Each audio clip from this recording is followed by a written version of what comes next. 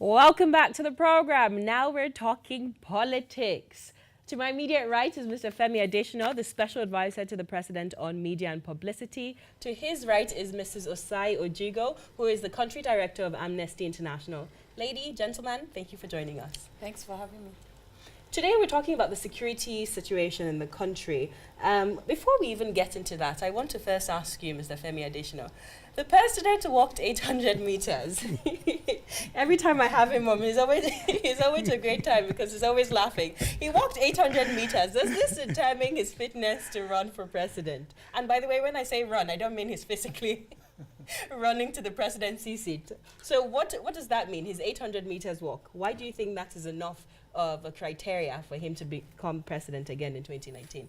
That was not the president's intention, and he said it yesterday that he had to walk when he left the prayer ground and he saw the crowd of people that was there. His car was tinted. There was no way he will wave to them and they will see him. There won't be eye contact. So he decided. Why did your team make such a big deal out of it? 800 meters. Was it our team that made such a big deal? Because I remember I read a statement. You typically get the State House press releases, and it says President Muhammadu Buhari walked 800 meters. Yes, but it was not interpreted to mean anything. It was not interpreted. It was the people who now interpreted it. The facts were just stated that after he left the prayer ground, he trekked home. But do you think that's enough of a criteria for him to win re-election? We have not said so. Okay. We have not said so. We just want to set that straight. So let's get into the crux of the issue. The security situation in the country as of today. We've heard of the continuous detainment of of Sambo Dasuki, of El Zakzaki, the list goes on and on. Very recently, the journalist Jones Abiri was released from DSS custody after 2 years without trial. According to his team, there are other Niger Delta youth, possible Boko Haram suspects who are in the custody of the government without trial. What's your response to this? Me? Yes. That would be outside my purview, really, because by definition, I'm special advisor on media and publicity to the president. You are in the realm of security. That is not for me actually to speak on. I'm glad you said that. As a Nigerian citizen, what's your response to that? But no. My opinion as a Nigerian citizen must stay within me for now while I hold this position. because if I give my opinion, the people will say, oh, presidency has said. Yes. So therefore, I will not give my opinion. Rather, I will communicate what the president has shared with me. Okay, but you, as the special advisor to the president on media and publicity, you are the image maker of the president's office. Yes. And much of these allegations of human rights abuses that we've seen, it's not making your government look good. So from that position as the image maker of this government, what would you say? It's a question of opinion. You said it. It could be your opinion, but other people may not agree with you. It may not be the overriding opinion in the country. And if I can also say, the overriding opinion in the country is that President Muhammadu Buhari is a Democrat. He came as a military ruler before. There is a wide difference between Muhammadu Buhari, the general, and Muhammadu Buhari, the civilian president. Yeah, but the records don't support that assertion that he's a Democrat. The case of Sambo Dasuki, who has been released by court, still in detention, El Zakzaki, the case of the Premium Times reporter who was arrested and detained and charged without legal representation for publishing a story, a letter allegedly written by the Inspector General of Police to the acting president. We've seen so many cases like that. A few days ago, about 112 women were arrested in Imo for protesting and demanding the whereabouts of Nnamdi Kanu. So increasingly, and you didn't finish that story. They were admitted to bail yesterday. Just yesterday. And Amnesty, I'm sure, the country director of Amnesty is here. And I'm sure the country director of Amnesty will disagree with you that these human rights abuses she will are have a right to her opinion, and I'm not going to argue with her. I'm just going to state the facts as it concerns the presidency. Let's bring you in, Osai. Osai, Amnesty International has released several reports talking about the breach of human rights in Nigeria. how can Nigerians seek redress? Nigerians who have had their human rights being flagrantly abused and violated, how can they seek redress given the fact that here we have the special advisor to the president on media and publicity saying that, you know, the president is a Democrat and he can't respond to these clear cases of human rights abuse? What do you say as country director of Amnesty International? Thank you very much. I think it's important for us to stress that ignoring the problem doesn't make it go away. We need to acknowledge that there is a situation in the country where human rights is not totally respected. And this is as a result of so many factors. The major part is impunity, where we find a situation where security agents are above the law and they feel that they can do whatever and nobody can complain and they can't seek redress. Already there are lots of challenges in our society, and one of it is access to justice. So even when your rights are violated, how do you speak up about it? You speak up about it, you even get intimidated, harassed. And then when you go to the courts, how long will you get to wait before your case is answered? And for those who can't afford the services of the lawyer, even though our laws provides for legal representation for people who cannot afford one, do we actually make those provisions available? That said, you find that a lot of people these days are speaking a lot more when they feel their rights have been violated and when they're in situations where they've given up all hope. And that's where organizations like Amnesty come into play, because we help to raise those voices. There are so many people that we cannot take up all their cases, but the cases that comes to light and which we have investigated, we always bring this to the attention of the authorities, asking them, oh, this has happened. Can you check on this? Oh, this is information we got from our investigation on the ground, from our own researchers. This is a complaint that we know has been sent, for example, to the IG. This is a complaint that we know that has been sent. We urge you to use your office to ensure that everyone gets an opportunity and they're not unnecessarily harassed or intimidated as a result of that. What kind of feedback have you gotten from that? Most times it's acknowledgement, oh, we've received your letter, but we want action. And this is what people want to see. People want to see not just an acknowledgement, yes, we understand your house has been demolished, or we understand that your son is in detention, but action. This is what is going to happen in order to get them released, but most importantly, to prevent it from happening again. And what we are seeing is a cycle of things. In the last few weeks, we've seen people being arrested and being released, and people unconditionally, like the Owerri women, for example, it was unconditional release.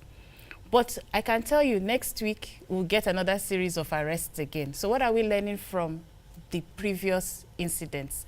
That is the question. And we cannot learn anything from it as long as some people think they are above the law. And justice is not for those who are vulnerable and marginalized in our society. Talking about people being feeling they are above the law, a couple of weeks ago, the acting president gave a directive for the complete overhaul of SARS, the police unit responsible for combating armed robbery, following a lot of agitation from young Nigerians to end that particular police unit. And after that directive, which was widely hailed across a political divide, we've seen cases of these men of the SARS police unit still on the streets harassing innocent Nigerian citizens. Just yesterday in Osun State, a police station was burnt down after a student was killed. Mr. Adesina, does this not concern you?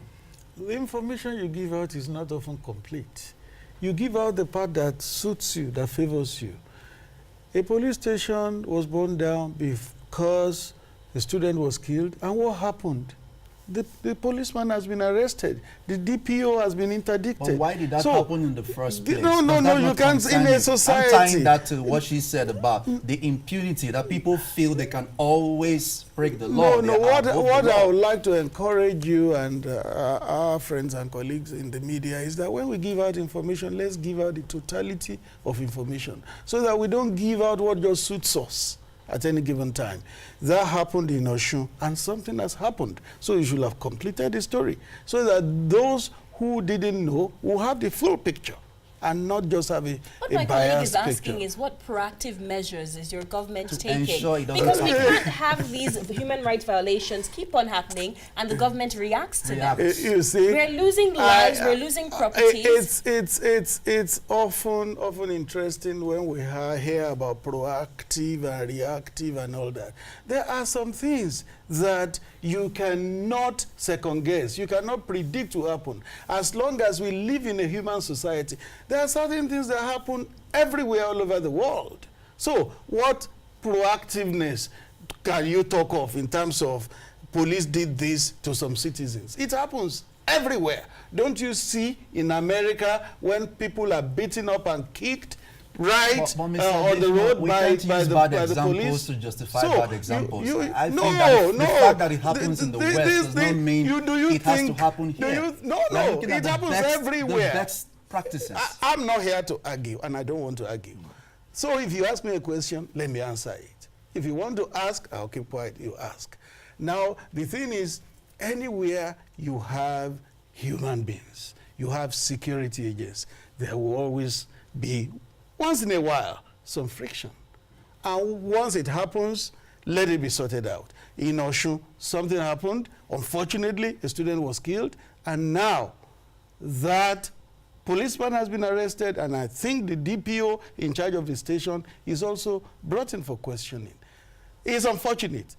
Now you are saying proactive. How do you know that that will happen? You wouldn't predict that it will happen, but it happens all over the world. I know Yes. you, and I know even the comments that you're making right now, the response to our question is even unsatisfactory to you.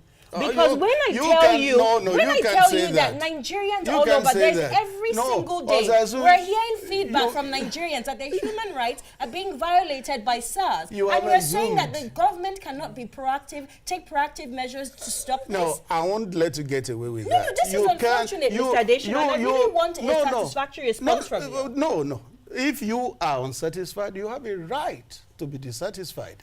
So But I please have stop. a right to tell you that this is what I For believe on something that that. occurs every single day. No, There's no, passing day that's when an we do not hear. exaggeration. It's not an exaggeration. It's an Mr. exaggeration. Adesina. It's an We have the exaggeration. Director of Amnesty. What do you think about his assertion that this thing happens everywhere in the world? It does. You really can't second guess these happenings. But what proactive measures can the government take? Do you really agree that the Nigerian government has proactively addressed these security concerns that we witness every single day? Let me answer your question by explaining it through a pattern of responses the state has made to allegations of human rights violations just in 2018 alone. Let's not even go so far. You would find in many cases that people would report something is happening. The state operatives will come late into the picture. They will make a few arrests, then thereafter the story dies down. They never get to court. Nobody knows what happens to these people that the complaint has been made against. So this is a pattern that we see constantly. And so we're asking, why are you not following it through to the end? What happens in between? It's almost like as if they wait until we move to the next news item, and then that story dies. It dies off. And because of that, we're seeing an increasing risk of self-help. We're seeing people who have lost faith in the system because they've not seen justice done. And that is the challenge. The difference when you look at countries where they've excelled more in terms of the justice mechanism is that people will tell you someone was arrested on this date, he was prosecuted, he went to court, they had their day in court. If they are found not guilty, they are released. You might be happy with the judgment, you might not be happy, you could appeal. Or they are sentenced, people accept that that sentencing has been done, and they serve their time. We're not having that same experience in Nigeria. That is the difference. And until we get there, people will continue to take the law into their hands. We'll have situations where people believe all they need to do is play with the system and then settle. And that is a dangerous situation to be. And we can only just look at the herders and farmers clashes that we have. The reason why this situation is escalating is because nobody has been brought to book. The main people perpetuating this violence have not been identified. They are considered unknown, unseen. And this is a security machinery that we know is one of the best in West Africa. Why is Nigeria security agencies not living up to the expectations that we know them for, and for the reputation they have across the continent? That is a question that still begs a lot of answers. And if everybody is complaining that we feel unsafe, it's because that's how we feel. And we want to feel safe again. And we're not getting it in this current climate. And we want those changes to not just be said, we want to actually see it manifest. And that's what is lacking. This policeman that has been arrested, the DPO that is being investigated, when the case finally is investigated by the commission or the committee that is set up, will the report be released to the public? Will the public know what happened? Or will the policeman end up finding himself somewhere else, like in Enugu State, because he's been redeployed? Would we know what actually happens to him? Will he serve his time in court? And if found guilty, will he go to jail?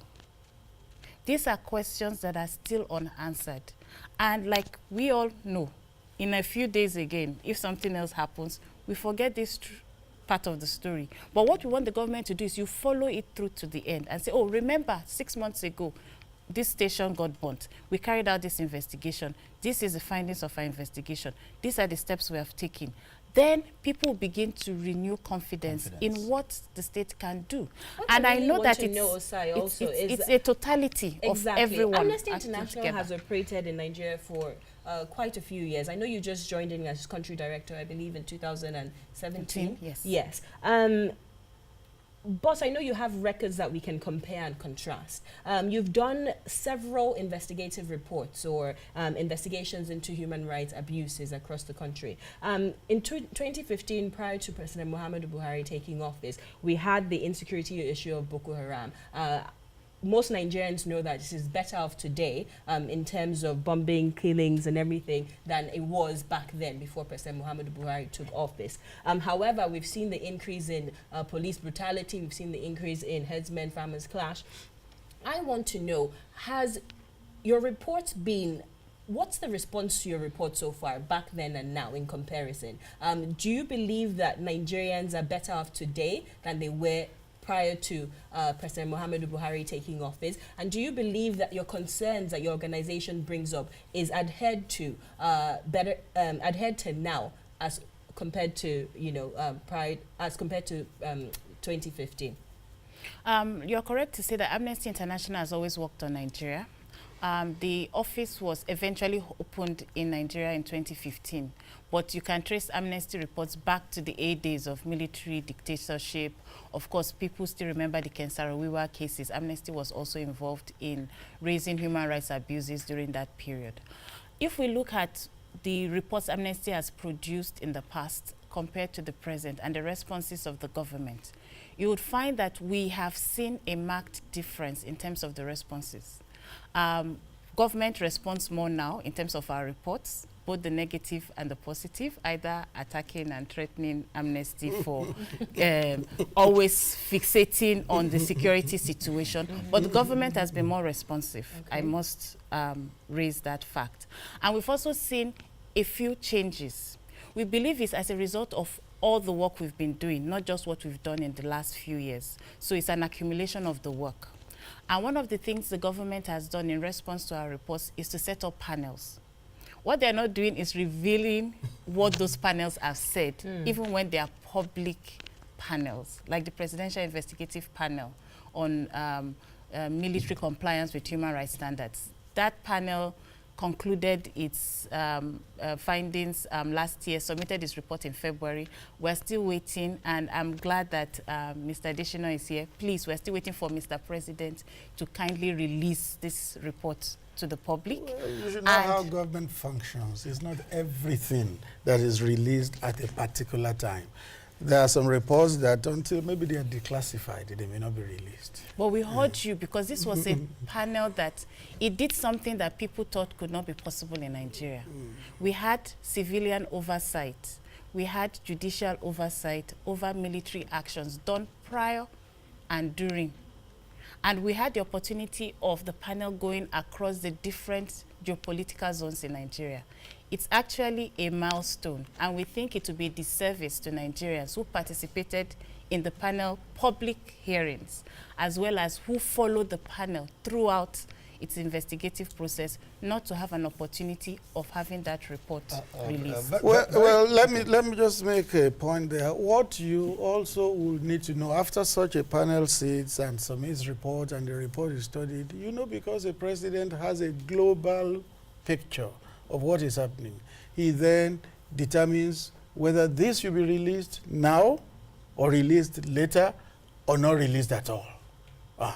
So the fact that that panel sat and it submitted a report does not mean that automatically the report will come immediately. It may come at some other time. Well, we believe it's an obligation, and the citizens are requesting it. And it's an obligation. Very quickly, Okay, Mr. right. Additional. Very quickly, Yes. Mr. Additional. Rewind back to a few days when Samuel Ogundikwe, the Premium Times journalist, was arrested. How did you feel, considering the fact that you were practicing journalist before you joined this government? I still consider myself a journalist, and when I'm done with this assignment, I still return to active journalism. But one thing I've always said, even as president of the Guild of Editors, was that there is nothing in the law that says a journalist cannot be arrested if he breaches the law. Did he breach the law in this case? Wait. I don't like this combative and hostile attitude. We're just trying to engage. No. Engaging in a hostile manner is different from wanting to hear from me. Now, the thing is, a journalist can be arrested. But what we say is that when you arrest a journalist, charge him.